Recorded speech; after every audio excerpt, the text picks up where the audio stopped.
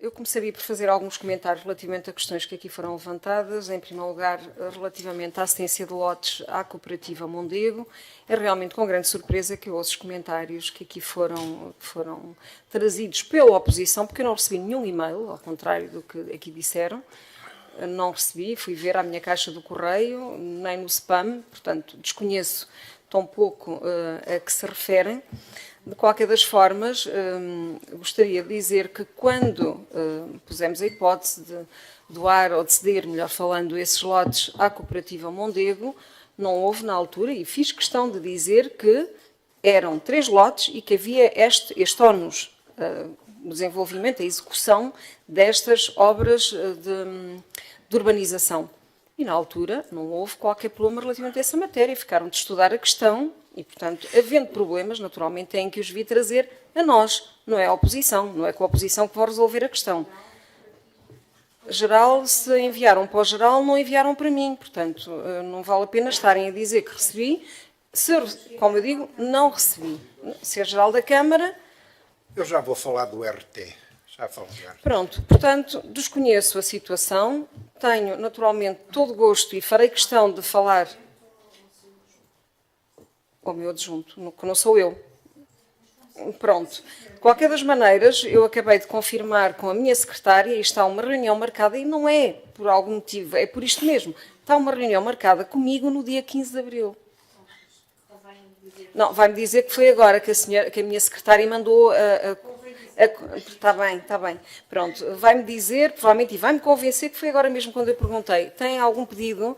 E me diz, está marcada para dia 15. Foi agora mesmo que foi marcada com a cooperativa. Enfim, são estas questões que, infelizmente, existem na política, mas repito, quando os lotes, quando se pôs a hipótese, o Sr. Presidente estava presente nessa reunião, quando se pôs a hipótese à cooperativa Mondego ficarem com estes 3 lotes, ninguém mentiu.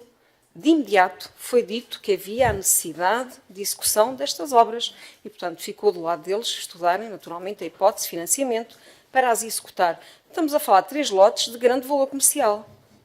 Não é num sítio qualquer, é na Verde Pinho, portanto, inseridos num loteamento de qualidade. Agora, é óbvio, na altura, repito, fiz questão de dizer que havia este ónus, mas... estamos sempre disponíveis para colaborar, naturalmente, com a cooperativa e encontrar aqui soluções, sendo que há lotes que nem têm esse ónus. Portanto, que fique claro, não são os 3 que têm este ónus. Muito bem, dito isto, em relação à residência de estudantes, senhora vereadora Rosa Cruz, hoje desiludiu-me francamente. Tinha a pessoa como uma pessoa de ética, mas realmente quem faz esta intervenção hoje...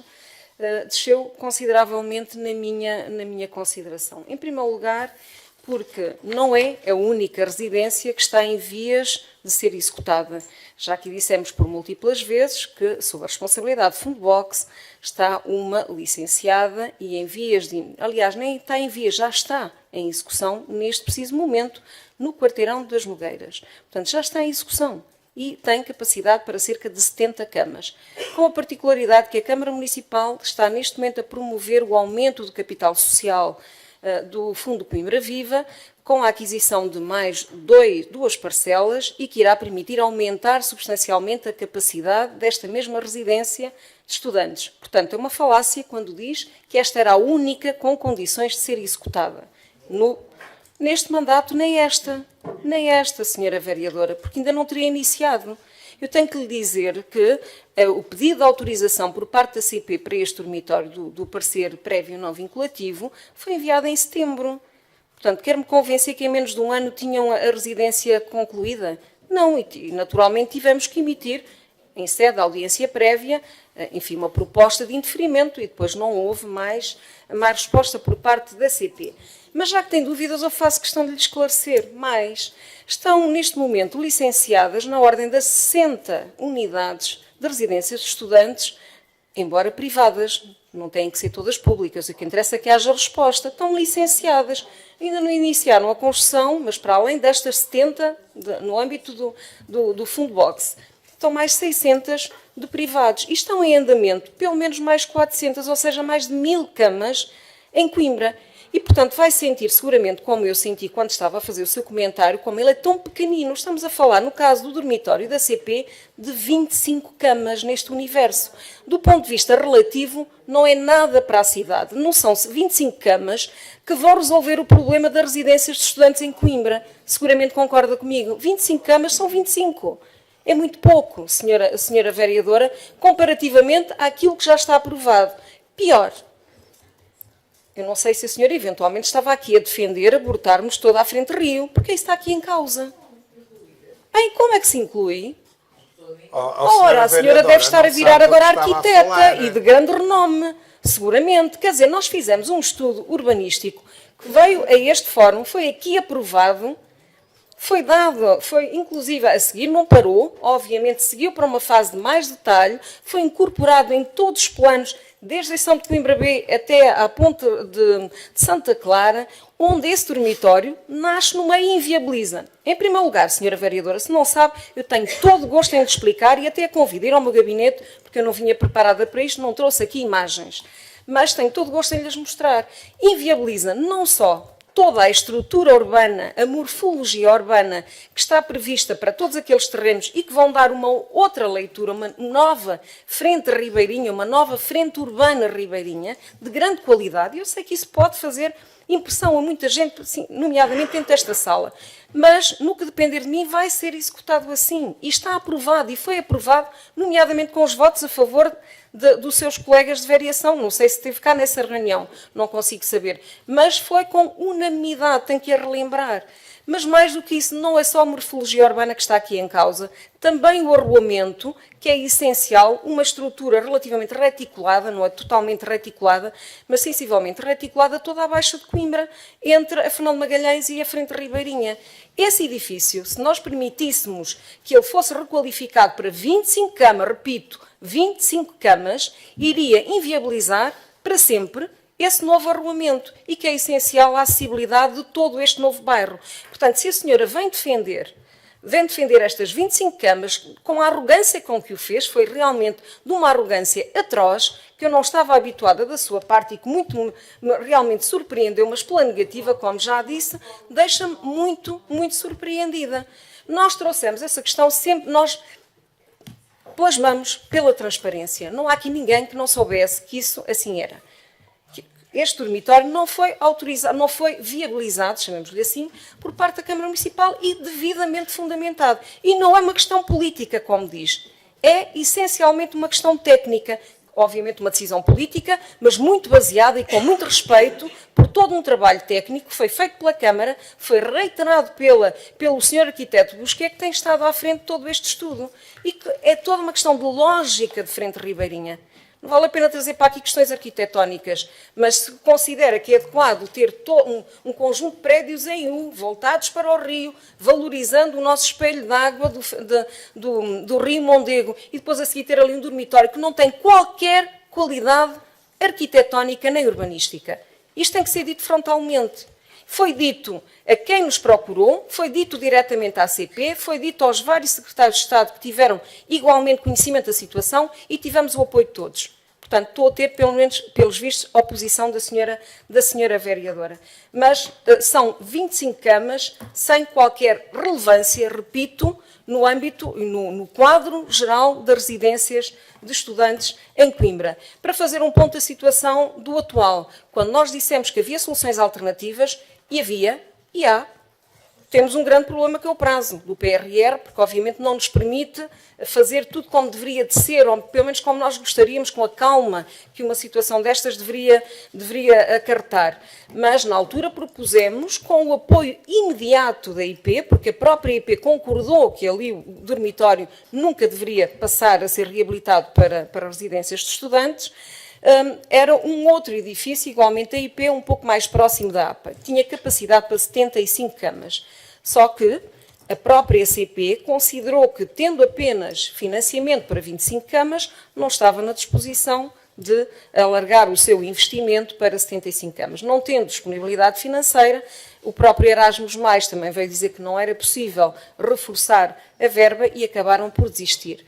A senhora Secretária de Estado veio nos desafiar, ao Executivo, a encontrar um edifício que fosse municipal, e que permitisse acomodar estas a um número relativamente próximo de camas. E foi isso que fizemos. Procuramos. E repare, estamos a falar isto em 3, 4 meses. É disto que estamos a falar.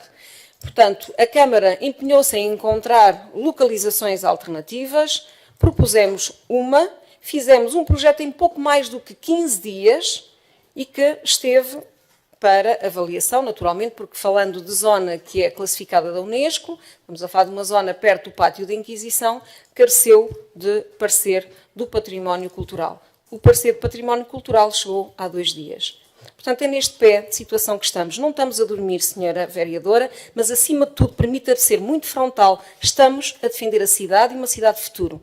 Não é reabilitar um edifício sem qualquer arquitetura, sem qualquer qualidade arquitetónica e inviabilizar toda uma frente ribeirinha que considero, eu pelo menos não considero que é uma boa ação deste Executivo. Portanto, eu espero ter sido clara, mas se não fui, tenho todo gosto, dentro das minhas possibilidades de horário, mas tenho todo gosto em receber no meu gabinete e mostrar-lhe as imagens, porque provavelmente nunca visitou este dormitório, senão não viria defender este dormitório, inviabilizando, repito, a rede rodoviária da Zona da Baixa, não é rodoviária, de acessibilidades da Zona da Baixa e inviabilizar toda uma morfologia urbana de qualidade reconhecida e que tem sido devidamente escrutinada, está plasmada, como sabem, na maquete, esteve em exposição na Sala da Cidade, voltará a abrir ao público e só temos recebido elogios. E se calhar é por isso que a senhora agora vem defender, é querer parar toda uma frente ribeirinha para requalificar um edifício para 25 camas. Eu espero ter sido clara, eu sei que fui arrogante, mas de facto a sua intervenção também foi extremamente arrogante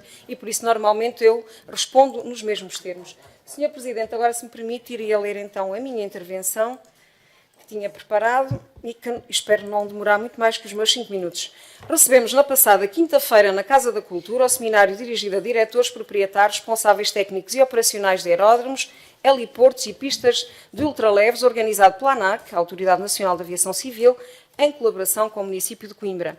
O evento, que reuniu mais de 70 participantes oriundos do norte a sul do país, insere-se no plano de seminários descentralizados que a ANAC está a promover em várias regiões do país, com vista a reforçar a formação contínua dos profissionais do setor.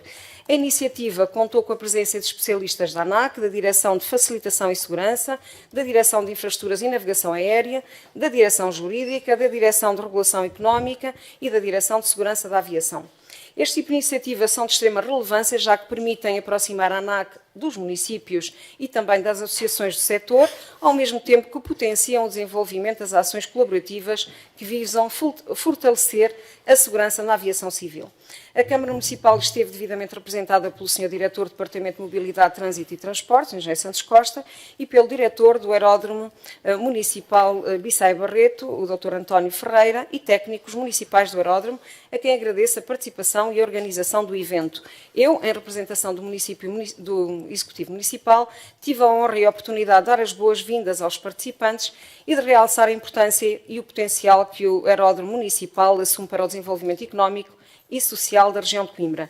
Foram ainda apresentadas as ambições e os planos do município para o futuro do setor aeronáutico na região, com particular destaque para o desenvolvimento do Master Plan e a definição das condições regulamentares para promover a fixação de escolas de formação e potenciar o setor turístico, sem esquecer naturalmente aquela que é a nossa grande ambição, que é colocar Coimbra na rota de voos comerciais Bragança-Portimão.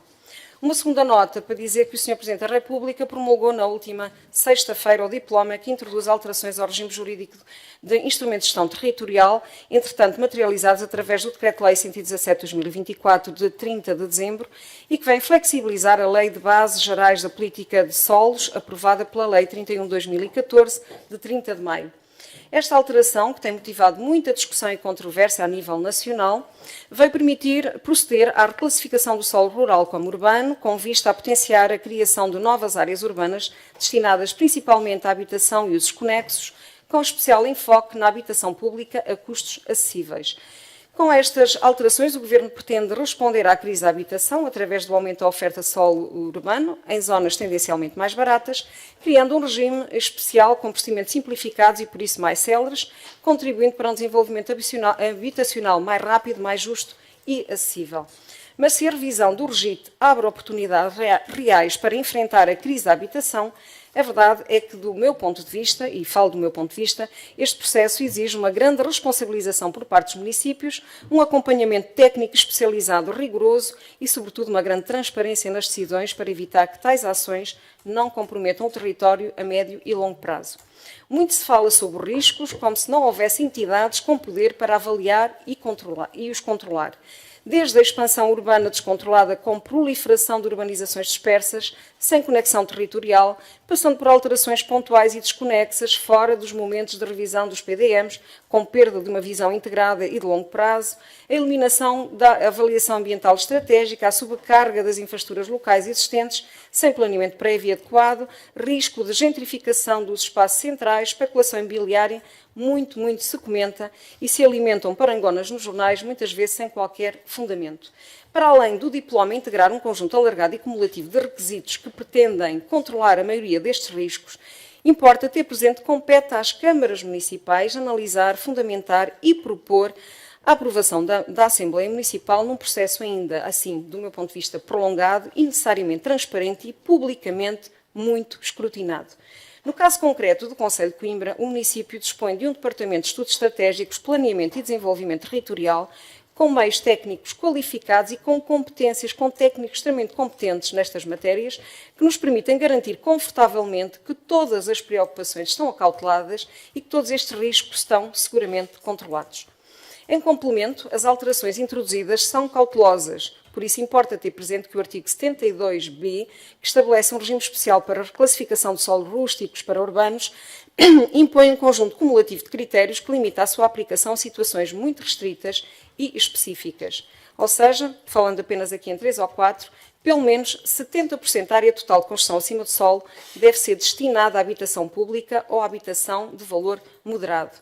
A área a reclassificar deve ser contígua ao solo urbano existente, assegurando a continuidade e coerência urbanística. Deve contribuir de forma inequívoca para a consolidação das áreas urbanas e desenvolvimento sustentável do território. Caso não existam, devem ser garantidas as infraestruturas gerais e locais necessárias e, obviamente, têm que ser garantidas pelos promotores, incluindo equipamentos de utilização coletiva e espaços verdes adequados. Uma outra regra é a reclassificação deve ser compatível com a estratégia local de habitação, Carta Municipal de Habitação ou Bolsa de Habitação, quando existentes. E, por fim, deve ser delimitada e desenvolvida uma unidade de execução, o que, à partida, exceto em situações que estejam devidamente cobertas por um plano pormenor ou um plano de urbanização, obriga a um período de discussão pública também, mais uma vez, aqui ao escrutínio popular.